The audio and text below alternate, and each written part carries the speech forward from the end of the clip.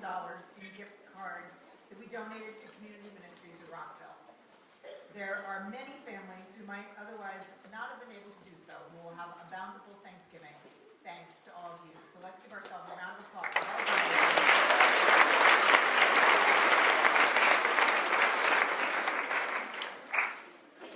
So, as I say every year, this is a favorite event for many of us.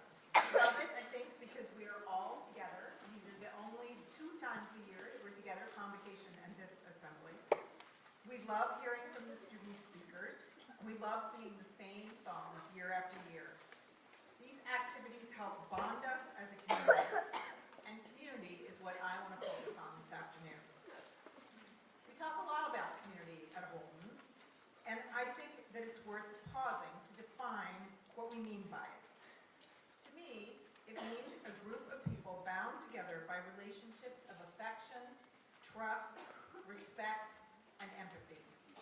We share a set of values, norms, and expectations which form a structure in which the relationships develop and thrive. And our values, norms, and expectations also find their expression through those relationships. And in the aftermath of a bitterly divisive campaign, we have an opportunity to focus on our community, taking advantage of our diversity to make it even stronger. We do this for ourselves, but also because every small community makes up part of the nation as a whole. As we work intentionally to strengthen this community, I believe our efforts can reverberate out into the other communities to which we belong. And I want to begin by sharing with you a post from Senior Mary Claire Onifer from the day after the election. Don't worry, I asked her if I could do this. So this is what she said. Many of us come from different backgrounds, places, religions, and political views. Some of us are horrified at the state of affairs, and some are ecstatic. It's a scary world out there, and we're more polarized than ever. Let us remain friends despite our differences and work together to be the best generation of Americans we can be, no matter who is president. Let us put politics aside and work to make sure we can all live our best lives. It is important that we try to understand each other because both sides have shown a strong desire to have their voices heard. Left wing or right wing, we are still attached to the same bird.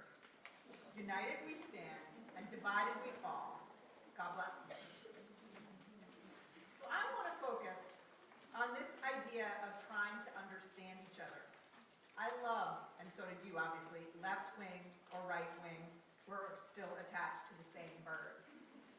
It gets exactly to the idea of windows and mirrors that we've been talking about since the beginning of the year. That bird, a bald eagle, is our country. That's a mirror that almost all of us here share. We're American citizens, regardless of our political views or any of the other many identifiers we have. Another mirror we all share is that we all belong to the Holton community. When we learn about others using the construct of windows and mirrors, we discover similarities and differences we might not expect. We identify points of connection through similarities and opportunities for learning through differences. I want to encourage everyone to continue to think about those around you using windows and mirrors. In particular, I want to encourage you to reach out to someone different from you. Look for reflections in your mirror. Do you both love playing soccer, singing, baking, dogs? Yes, dogs. I suppose you could say cats too. Start to connect through these common interests, and then, with an open mind and a generous heart, explore your differences. We have students, faculty, and staff representing a broad cross-section of backgrounds and beliefs. Let's take the time to learn more about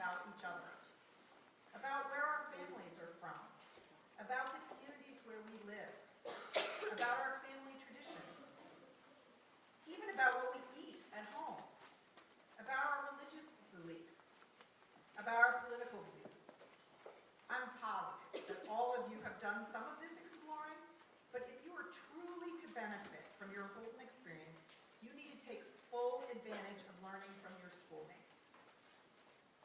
Because such endeavors will only be successful if grounded in respect, let me remind you of Holton's statement of respect, the goal of which is, quote, to create a respectful environment based on trust, which allows for individuality, support, and security for all members of the community. Respect, it explains, entails acknowledging and seeking to understand different beliefs and values, even if they are not our own, end quote. It outlines guidelines of conduct, which state, we believe that successful learning is a process which depends upon a willingness to take risks, ask difficult questions, and make mistakes. We strive to be a community where individuals are aware of the impact their actions may have on others, and where each of us assumes responsibility for acting in a way that helps to create and maintain a respectful community. Now, I'm not suggesting that this is always easy. It is not. But I believe deeply in the power of knowing people different from ourselves for nurturing empathy and for creating just, open, compassionate communities. To illustrate this power, let me tell you about an experience I had in the dark days following 9/11. In September 2001, before most of you in this room were born, I was the head of another school, a small girls' boarding and day school outside Hartford, Connecticut. This seems hard to believe today in this community, and it may not have been true in the Washington, D.C. area. But in 2001, in much of the country, we knew very little about Islam, nor did we know many Muslims personally. But we learned quickly that the people who piloted those planes into the World Trade Center and the Pentagon were Muslims. As we looked for someone to blame for the horrific attacks, an epidemic of Islamophobia gripped the nation.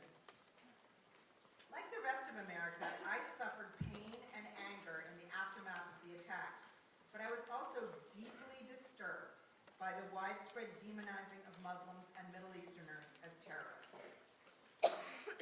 Part of the reason for my concern was that we had a student at my school from Kuwait.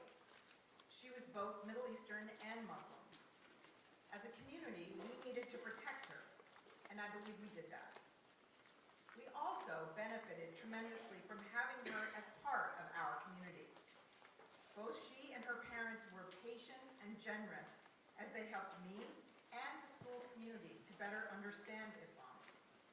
They explained the central Islamic tenets that promote peace, and Noor even had the courage to give an assembly talk about Islam.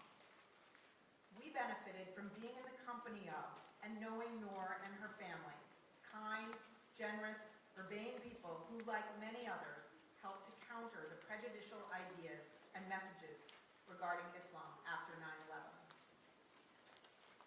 My grandmother used to say that she didn't like everyone, but she did love everyone.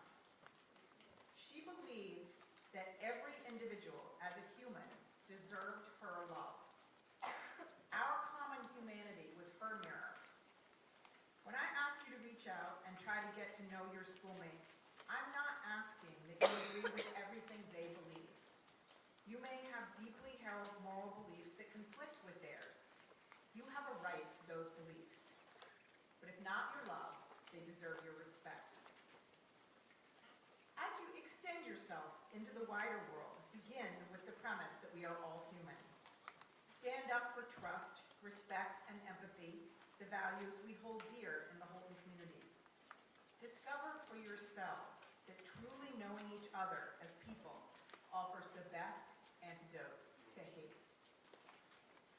So I'm going to leave you with a blessing from the Irish poet and teacher John O'Donoghue, which is entitled, On Meeting a Stranger.